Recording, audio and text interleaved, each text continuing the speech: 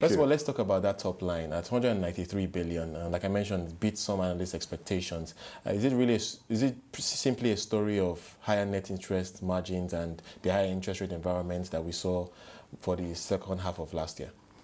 The revenues last year towards the second half was quite good, which is also what we promised during our analysis of the third quarter result, because we expected that this revenue will continue to grow in that the monetary policy rate actually moved up slightly. And you know, on a very liquid bank like Zenith, once there's an improvement on overnight money with central bank, and simply because also most of our money are in liquid form, we tend to benefit a whole lot in terms of revenue growth.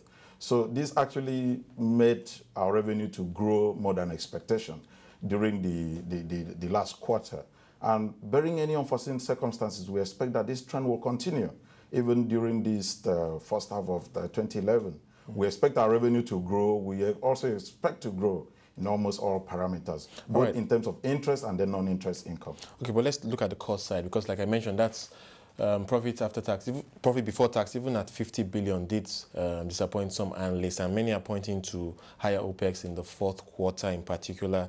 Can you give us a sense of what was responsible for that?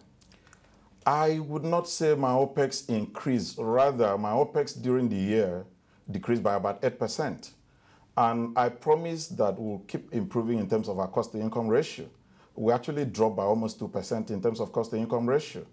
And it's a gradual activity that you must, bring down your cost-to-income ratio. It's not actually something you want to achieve overnight.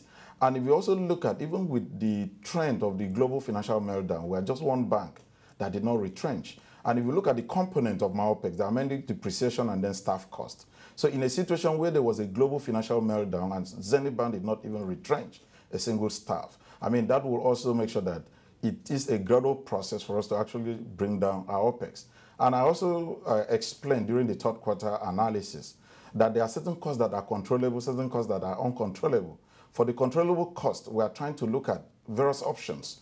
We are using options of shared services.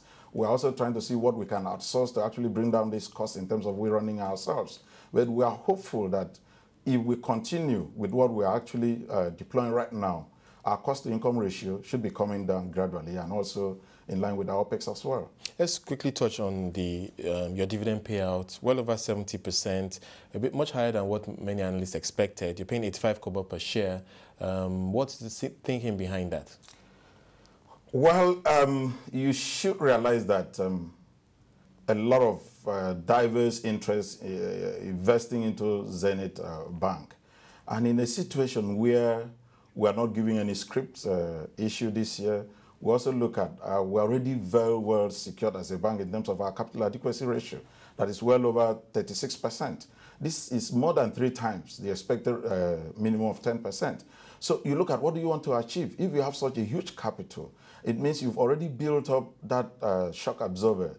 So the next thing is you try to look at what will be the return I'm trying to give in terms of earnings to those that invested in my business. And the only way out for now, for this year, is for you to look at your dividend payout ratio and try to improve on that so that at least you could make your own investment a little bit attractive to the investors. Okay, let's quickly touch on your loan book. That hasn't grown significantly, and obviously there's been a lot of talk about slow loan growth in Nigeria. You just mentioned that your capital adequacy ratio is well over 30%, and there's a sense that, a bank like Zenith is not driving its loan book as much as it should. Give us a sense of where you go from here in terms of your loan growth. I think the issue of loan book in our traditional banking sector, we also need to look at what's the nature of our loans.